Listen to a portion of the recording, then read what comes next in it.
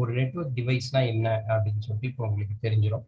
So ஒரு network device அப்படின்னா என்னன்னா, ஒரு சிஸ்டத்துல இருந்து இன்னொரு சிஸ்டத்துக்கு டேட்டாவை டிரான்ஸ்ஃபர் பண்றதுக்கு உதவக்கூடியது தான் வந்துட்டு நெட்வொர்க் டிவைசஸ். ஸோ இப்போ அதுல நம்ம எப்படி ஒரு ரவுட்டரை கான்ஃபிகர் பண்றது அப்படிங்கிறத பார்ப்போம். ஓகேவா?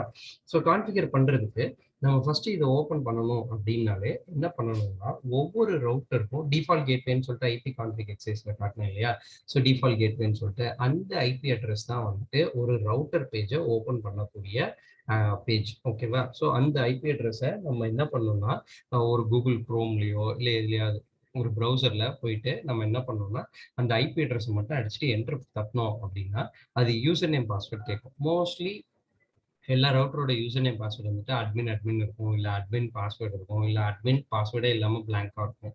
ஓகே கொடுத்துட வேண்டியதான். ஓகே கொடுத்துட்டு இப்போ நம்ம டிபி லிங்க் ரவுட்டரை எப்படி கான்ஃபிகர் பண்ணுறதுன்னு பார்ப்போம். ஸோ இந்த மாதிரி ஒரு ஸ்க்ரீன் உள்ளே வந்துடும். ஸோ நான் என்ன பண்ணணும்னா, உள்ளுக்குள்ளே வந்தோடனே நெக்ஸ்ட் அப்படின்னு சொல்லிட்டு நான் ஃபர்ஸ்ட் தடவை கான்ஃபிகர் பண்ணுறேன். ஸோ நெக்ஸ்ட் அப்படின்னு சொல்லிட்டு கொடுத்துறேன். கொடுத்ததுக்கு அப்புறமா முக்கியமான ஆப்ஷன்ஸ் என்னென்ன நம்ம கொடுப்போம் அப்படின்னா, இதுல வயர்லெஸ் நெட்வொர்க் நேம், அதாவது அந்த பர்டிகுலர் இப்போ போன்ல ஹாட்ஸ்பாட் ஆன் பண்ணோம்னா அதுக்கு ஒரு நேம் காட்டுது இல்லையா? ஸோ அதுல எத்தனை நம்பர் ஆஃப் யூசர்ஸ், அதுல என்ன பாஸ்வேர்ட் கொடுக்குறோம், அது எந்த விதமான என்கிரிப்ஷனை யூஸ் பண்ணணும் அப்படின்னு சொல்லிட்டு நிறைய ஆப்ஷன்ஸ் இருக்குல்ல.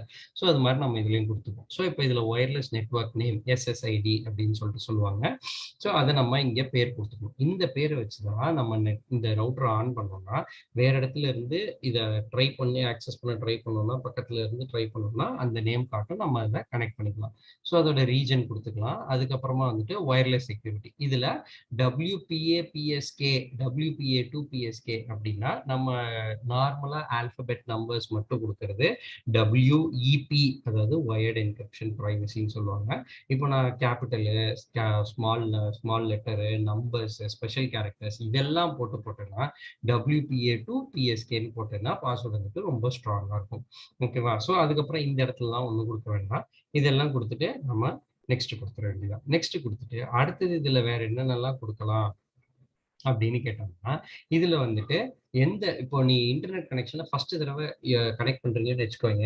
இப்போ அது வந்துட்டு PPPoE கனெக்ஷனா இருந்தது அப்படின்னா, அந்த PPPoE கொடுத்துட்டு இன்டர்நெட் சர்வீஸ் ப்ரொவைடர் கொடுக்கக்கூடிய யூசர் நேம் அண்ட் பாஸ்வேர்டு அதை கொடுத்துட்டு நீ என்ன பண்ணணும், ஃபர்ஸ்ட் தடவை மட்டும் செட் பண்ணணும். ஸோ அதுக்கப்புறம் வேற என்னென்னலாம் இருக்குன்னா, DHCP அப்படின்னு சொல்லிட்டு இருக்கு. இந்த DHCP என்ன பண்ணும் அப்படின்னு கேட்டோம்னா, நீ வந்துட்டு ஐபி அட்ரஸ் எந்த ரேஞ்சில இருந்து எந்த ரேஞ்ச் ஆஃப் ஐபி அட்ரஸ் மட்டும் கொடுக்கலாம். இப்போ கேட்வே வந்துட்டு 192.168.0.1 அப்படின்ற கேட்வேனா, நீ அடுத்தது ஐபி அட்ரஸ் 192.168.0.1.10 அப்படின்றதுல இருந்து 1.19 அப்படின்னு கொடுத்துட்ட ரேஞ்ச் கொடுத்துட்டேன்னா என்னென்ன ஐபி அட்ரஸ் இருக்கும்?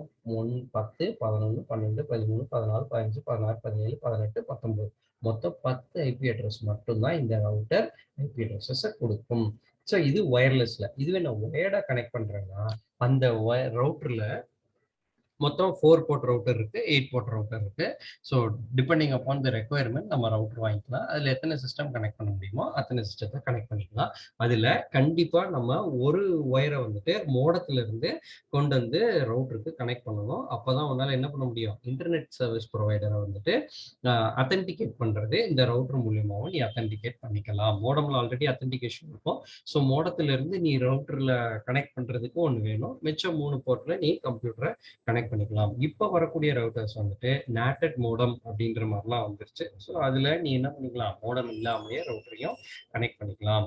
ஓகேவா? ஸோ இதுல பேரண்டல் கண்ட்ரோல் யூஸ் பண்ணிக்கலாம். பேரண்டல் என்னென்ன வெப்சைட்ஸ் பார்க்கலாம், பார்க்கக்கூடாது, ஆக்சஸ் கண்ட்ரோல் எந்த சைட்ஸ் எல்லாம் அலௌடு இல்லை, அதுக்கப்புறம் ரவுட்டிங் டிசைன் பண்ணிக்கலாம். ஐபி அண்ட் மேக் பைண்டிங் இருக்கு இல்லையா? ஸோ இந்த ஐபி அண்ட் மேக் பைண்டிங் அப்படின்றது என்னன்னா, எந்த பர்டிகுலர் ஐபி அட்ரஸ் மட்டும் இதுல வேலை செய்யணும், இந்த ரவுட்டர் வேலை செய்யணும், எந்த மேக் அட்ரஸ்லாம் ஒன்றும் கிடையாதுப்பா.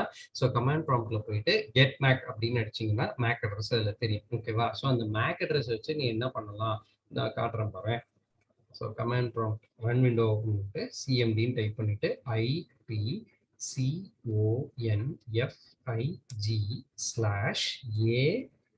IPCONFIG/ALL அப்படின்னு டைப் பண்ணிடணும். டைப் பண்ணோம்னா இதுல மேக் அட்ரஸ் காட்டும். ஓகே, ஸோ மேக் அட்ரஸ் காட்டுறேன். இந்த இடத்துல இருக்கு பிசிக்கல் அட்ரஸ்ன்னு சொல்லுதுல 26 46 19 15 06 BB. ஸோ இதெல்லாம் வந்துட்டு என்னன்னா மேக் அட்ரஸ் அப்படின்னு சொல்லிட்டு சொல்லுவாங்க. இப்போ நான் இந்த டிபி லிங்க் ரவுட்டர்ல இந்த ஒரு சிஸ்டம் மட்டும்தான் வேலை செய்யணும் அப்படின்னாலும் நான் என்ன பண்ணிக்கலாம், இந்த மேக் பைண்டிங்கை யூஸ் பண்ணி நான் அதில் செட் பண்ணிடலாம்.